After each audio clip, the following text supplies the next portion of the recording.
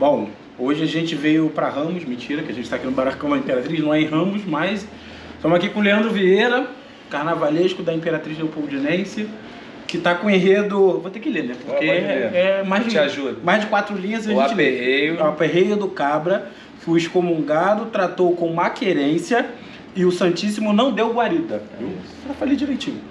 E ele vai contar pra gente hoje um pouquinho dessa construção desse enredo e daqui a pouco a gente vai ler o samba e ele vai destrinchando com a gente, né? É mais fácil eu contar o enredo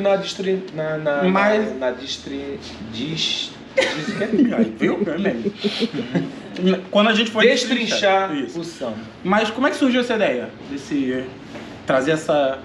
Na verdade, assim, todo mundo sabe que eu sou apaixonado pela cultura popular do meu país. Todos os meus enredos, de alguma forma, dialogam com esse contexto. Então, a literatura de cordel sempre foi uma literatura que eu consumi demais. Sempre fui um cara que comprei cordéis, sempre que viajo para o Nordeste, trago alguma coisa e pesquiso, eu gosto. É um tipo de literatura que me agrada muito, me interessa. E aí eu fui juntando coisas. E ao longo desses anos todos, juntando coisas do Brasil que me interessa, eu me deparei com cordéis que falavam sobre Lampião e sua ida ao inferno e tudo mais. Eu fui juntando isso durante algum tempo, mas fui juntando sem pretensão mesmo, porque eu junto muita coisa que me interessa e às vezes a gente pensa que aquilo pode virar um enredo, às vezes a gente está inserido num contexto de pesquisa que aquilo se esbarra, mas não entra, como foi, por exemplo, o Besouro do Império. Sim. Ele surgiu em 2019 com a pesquisa da história que a história não conta. E eu não usei em 2019 e fiquei com aquilo. Então esse enredo para 2023 da Imperatriz, ele é um enredo que ele existia aos pedacinhos, numa ideia muito vaga. E quando eu mudei de escola e vim para cá, eu fiquei na busca de que Brasil é esse que me interessava contar, numa outra escola, em qual pegada eu daria, já que eu havia mudado de escola. Sim. E ao mudar de escola podia mudar de planos no sentido conceitual, discursivo. E aí eu achei que juntando essas coisas, céu, inferno, Lampião, sertão, história, resultaria na cara do que eu queria para mim num outro lugar. E aí nasceu esse enredo. E aí, uma pergunta que eu estou fazendo para todo mundo, né? Tem gente que fala que não, tem gente que fala que sim. O momento da escolha do samba enredo, que aliás o samba enredo da Imperatriz é um dos sambas, né, mais bonitos que tem por aí. Você teve que mudar seu projeto artístico? Não. Ou já estava desenhado? Às vezes acontece de você, do samba, apresentar uma possibilidade nova e tal, mas às vezes acontece do samba ser muito encaixado com as coisas que você pensa. O caso da Imperatriz é um caso desse, assim, é muito encaixado tudo. Na verdade, só me inspirou a querer fazer mais, só me inspirou a querer fazer melhor e não teve mudança por causa disso. Maravilhoso. Então agora a gente vai começar a destrinchar o samba, né? E aí ele vai contar como é que é esse enredo, a ida pro Lampião lá pro inferno. Enfim, vamos começar. O samba é de autoria de Me Leva, né? Me Leva junto com você, brincadeira, Me Leva.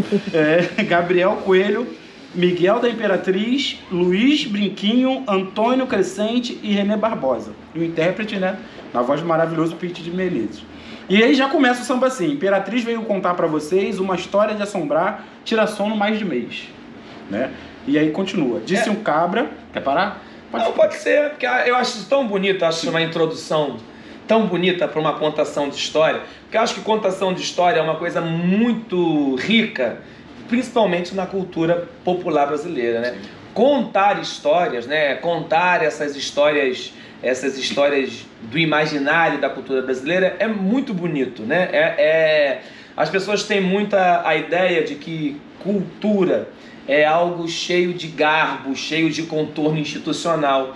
E cultura não, cultura é uma coisa, o que há de mais ordinário é cultura. Sim. Então, contação de história é a cultura brasileira na sua plenitude.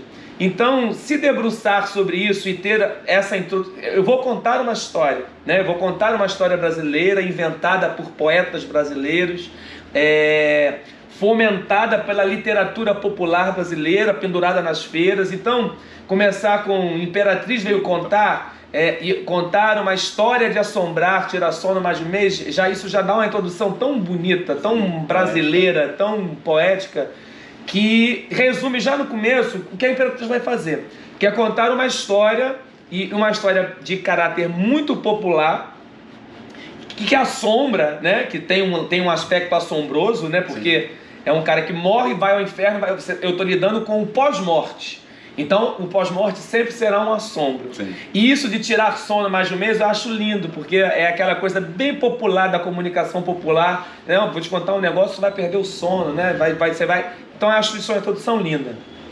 E aí a gente continua. Disse um cabra que nas bandas do Nordeste, pilão deitado se achegava com um bando. Vinha no rifle de coriça, Cansanção, junto de Cirantão, Virgulino no comando. Isso também acho, eu vou dizer que eu acho tudo lindo. Por quê? Porque, na verdade, eu acho isso assim, uma das coisas que eu pensava e conversava muito com os compositores nessa troca, é que eu não queria fazer um Nordeste que fosse, eu não queria ter a visão do Sudeste transformando em caricatura ou em arremedo o Nordeste. Né? Porque muitas às vezes não tem um vocabulário muito característico, oxente, não sei o quê, e acho isso tudo muito comum. E aí as pessoas, mais um enredo sobre o Nordeste. Só que o Nordeste é riquíssimo.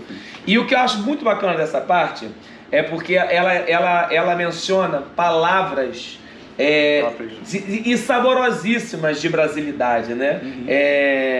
Um cabra que nas bandas do Nordeste, aí pilão deitado, curisco, cansanção, porque eu acho que cansanção é muito brasileiro, é muito sertanejo.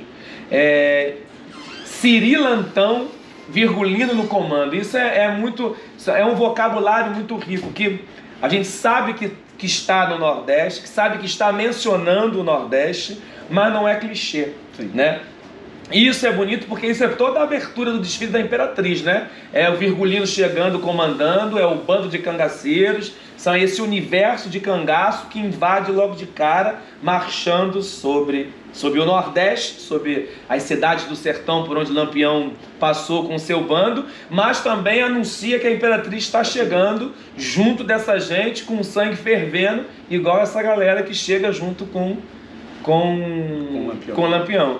E isso é maravilhoso porque o Mestre Louro, que é um craque, ele já pegou isso aí, já misturou com o Nordeste. Sim. E já esse momento já tem a bateria já sugere tiro, então o negócio é quente. A Imperatriz vai entrar quente mesmo. E aí vem Deus nos acuda, todo o povo aperreado, a notícia corre céu e chão rachado. Então o Virgulino está chegando. Todo mundo, como ele era uma figura que causava medo nas pessoas... Isso, medo e encantamento também, né? Porque não se pode desprezar o encantamento que a figura de Lampião causava no imaginário da cultura sertaneja do homem do Nordeste. Então, Lampião chegou junto com um bando, Deus nos acuda, todo o povo aperreado, a notícia corre céu e chão rachado. Então ele chegou e essa notícia se espalha, né? A presença do Lampião se espalha na cultura popular, a presença de Lampião se espalha nas violas dos repentistas, nas xilogravuras dos cordéis, na boca dos beatos, no choro das carpideiras, e no teatro de Mamulengo, que é o que você vai falar agora. Rebuliço no olhar de Mamulengo, era dia 28 e lagrimava o sereno. Isso, né? Porque dia 28 foi quando ele morreu, né? 28 de quando? Só pra julho. E aí, 28 de julho ele morre, e a morte do Lampião é apresentado por um teatro de Mamulengo. Né? Porque isso é contação de história. Da mesma maneira que eu falei dessa história de assombrar, essa história de assombrar é contada por um teatro de Mamulengos que apresenta a morte do Virgulino. E foi-se então, adeus capitão, no estouro do pipoco, rola o quengo do caboclo a 7 palmos nesse chão. Isso também eu acho assim, né? São aquelas coisas maravilhosas que só os compositores sabem fazer e que se a gente não perceber, se a gente não se olhar com atenção, a gente nem percebe que está cantando algo que menciona a morte ou que menciona coisas que a gente não consegue entender, mas que o compositor faz com maestria. Então ele está falando da morte de um cara porque no estouro do pipoco, isso é nordestino e brasileiro, assim. Sim. Quem tem família de origem nordestina ou que se relaciona muito sabe que essa história de estouro, pipoco, quengo e caboclo, e aí é uma coisa que eu adoro nesse samba, porque ele é nordestino por causa de um vocabulário, né? Estouro, pipoco, quengo e caboclo, né? Olha o quanto isso é e brasileiro, né? Eu fico brincando às vezes dizendo assim, eu queria muito que um dia alguém fizesse, que passasse esse samba para o inglês ou para o francês, para ver se teria, porque eu queria saber que tradução seria para estouro, pipoco, quengo e caboclo, sabe? Sim, porque isso é tão... Não, porque isso só quem pode falar isso é o Brasil. Sim. Então esse é o momento que o Lampião morre, né? No estouro, no pipoco, tem o quengo, porque, e também é bacana, porque Sete Palmos menciona a morte, sim, mas rola o quengo é porque ele, junto com a Maria Bonita, foram decapitados e mais 9 cangaceiros, né? Então isso também, embora super sinistro, mas é um material de produção de assombro riquíssimo, né? Porque alguns personagens que perdem a cabeça são muito famosos, né? Sim. E isso no mundo das artes ganha uma dimensão espetacular e fabulosa. E que a literatura de cordel também abraça isso de uma maneira muito louca. E a literatura de cordel, ela ainda tem um quê de surreal, né? Um surrealismo tudo, né? Bastante regional. É muito interessante. E aí depois ele chega já lá no submundo, né? E começa. Nos confins do submundo, onde não existe inverno, bandoleiro sem estrada pediu abrigo eterno. Atiçou o cão cataz, fez furdunço e Satanás expulsou ele do inferno. Então ele não fica, né? Ele não fica, ele vai pra lá, que acho também bonito, né? Nos confins do submundo. Acho também bonito onde não existe inverno, porque mexe com esses imaginários quente, né? Imaginários populares a respeito do Nordeste, do inferno como um lugar de fogo, né? Aí já menciona que ele pede abrigo e não consegue, né? E não consegue, provocando rebuliço, né? Porque ele atiça o cão atrás, faz furdunço e é expulso por Satanás. Que aí é muito claro entender que nós estamos num território no inferno, né? Que ele chega no inferno e eu faço um convite para que a Imperatriz e os espectadores conheçam esse inferno sertanejo e meio doido também, né? E ele era mais tinhoso do que o capeta, né? Porque é isso que a literatura de cordel me conta a respeito disso. Que Lampião, segundo os delírios cordelísticos de José Pacheco, que é o autor desse cordel, A Chegada de Lampião no Inferno, o diabo não quer que ele fique porque o diabo seria desmoralizado caso um homem tão ruim quanto o Lampião estivesse ali. E ele não aceitaria sequer a concorrência. Então ele manda que Lampião seja expulso o mais rápido possível dali. Ele não aceita porque ele se apresenta no inferno como um sujeito desaforado. E taca fogo e vai embora. O jagunço implorou lugar no céu. E aí então ele está aí buscando um lugar para ele ficar. Não foi pro inferno, vai pro céu. Toda a santaria se fez de bedel. Cabra-macho excomungado de tocaia no balão. Nem rogando a paz de inciso, ele teve salvação. É isso, ele não ficou no inferno, vai tentar o céu, né? Ao tentar ingresso no céu, a literatura de cordel que me inspira diz que ele encontrou primeiro São Pedro. Então tem um momento no desfile que é o grande debate que teve Lampião com São Pedro, que é o nome do cordel também, de autoria do mesmo José Pacheco, que vislumbra o encontro, porque São Pedro no imaginário popular é o porteiro do céu, né? É ele quem deixa, ele tem a chave, então é ele quem deixa entrar ou não no céu. Lampião chega lá, encontra, e esse cordel é maravilhoso porque ele sugere muitas cenas de humor. A primeira cena de humor que ele sugere é que Lampião chega no céu e interrompe São Pedro que estava tomando café. Então São Pedro já chega até um pouco mais incomodado. E aí São Pedro lê a extensa lista de crimes cometidos por Lampião durante o tempo que ele estava na Terra. E com a insistência de Lampião entrar no céu, ele reúne a santaria, né? E essa santaria se faz de bedel. Eu acho essa palavra também linda, né? Eu só conhecia bedel por causa do Chico Buarque, numa canção... Agora eu era herói, meu cavalo só falava inglês. E aí tem bedel. E bedel não sei se todo mundo sabe, mas bedel é fazer-se de inspetor, né? É ser censor, é praticar a censura. Então, toda a santaria convocada por São Pedro se faz de censora para a presença de Lampião no céu. E aí, me baseando num outro cordel chamado O Encontro de Lampião com o Padre... Não, Lampião e Padre Cícero num debate inteligente. É quando Lampião pede a intercessão de Padre Cícero para ficar ali. E também não fica. E Cabra Mate excomungado de tocaia no balão. Nós já estamos num outro universo, né? Nós saímos das profundezas para ir para um espaço aéreo, né? Um espaço de elevação, né? Por isso, de tocaia num balão. Mas eu já estou num outro... Não é uma elevação assim, você morreu... Não, é elevação porque da mesma maneira que eu uso um tatu para cavar o buraco para levar para o inferno, eu subo com lampiões em balões. Que ele não ficou ali, não pode ficar na Terra, que já morreu, né? Então ele transita esses dois mundos. E aí, um outro espaço agora que aparece, pelos cantos do sertão, vagueia, tal qual barro feito à mão, misturado na areia.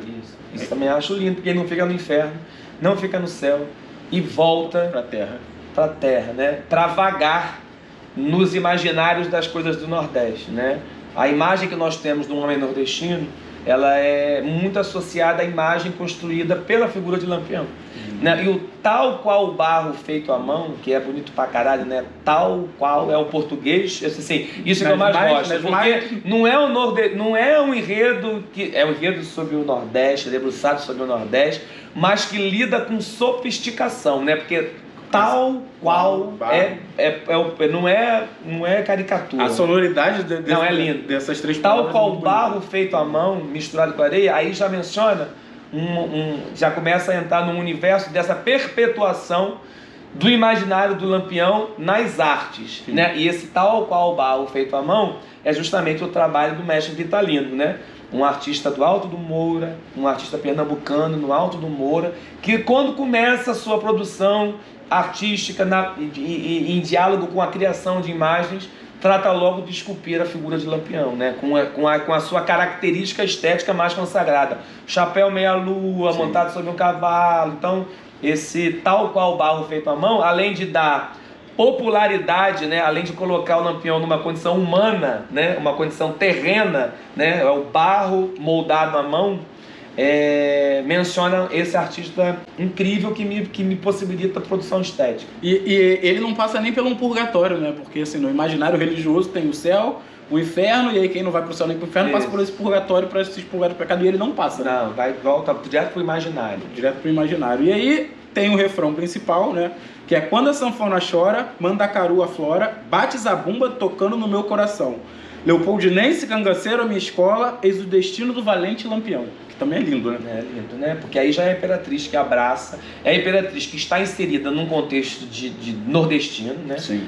Quando a sanfona chora, aí é a sanfona, o mandacaru, que é um símbolo da resistência do povo nordestino transformado em vegetação, né?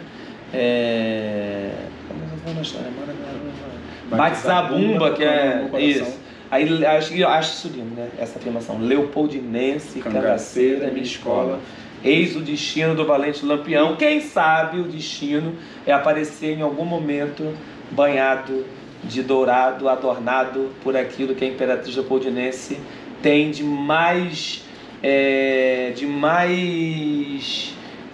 contorno estético mais permanente no imaginário da folia carioca e do carnaval, quem sabe, né? Essa trajetória é engraçada porque parece que a imperatriz, já que ele não fica nem no céu nem no inferno, ele para nos braços do Leopoldinense, né? Isso, Vocês decidem acolhê-lo e fala: vem pra cá que a gente vai contar a sua história e vai redimir você dos seus pecados, já que tem aquela lista inteira. Tá melhor que eu. É isso, né? As interpretações que vão rolando. É um carnaval bonito, tá? A coisa tá gigantesca, tem essas fantasias aqui que eu não sei se são as fantasias que vão aparecer. São, aí, tá vendo? Coisa que é requinte Leandro Vieira, né, gente? Leandro Vieira. A gente deseja um bom carnaval pra você, Leandro. Tá, gente. Nos vemos lá na avenida, pra vocês pulando, me sacanearem. Muito meme, vai vir muito meme do Leandro aí, vai ter bloco, vai ter Leandro aí bêbado. Ou pra avenida. E continua assistindo a nossa série. Vejam a Imperatriz fila domingo ou segunda? Segunda. Quarta escola de segunda-feira. Então não é nada de ninguém ficar bêbado. Não fica aí bêbado, gente. Não ficar bêbado no carnaval é loucura, né? Leandro autorizou, mas assistam o Lampião lá na Imperatriz. Esse casamento aí Da Certinha de Ramos, como todo mundo diz, né? Ex-certinha, Ex-certinha, tá né? Que meio agora... descaralhada. Agora, a descaralhada de Ramos, então, recebendo o Lampião. Ex-certinha, acho que a Imperatriz está bem descaralhada e tá sendo o máximo conhecer essa escola aí. É gás, né? Dar gás é importante. Valeu, gente. Obrigadão, hein? Tchau, tchau.